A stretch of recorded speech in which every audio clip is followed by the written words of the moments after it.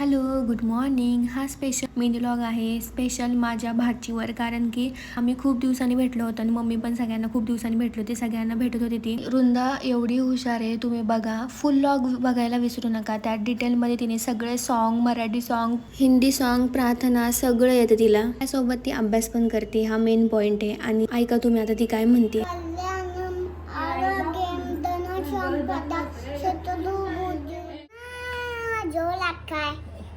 जय जय जय जय हे जय हिंद. छत्रपती शिवाजी महाराज की जय.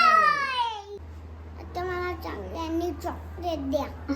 आणि संध्याकाळी घरी येताना एवढं सुंदर वातावरण झालं होतं, खूप मस्त.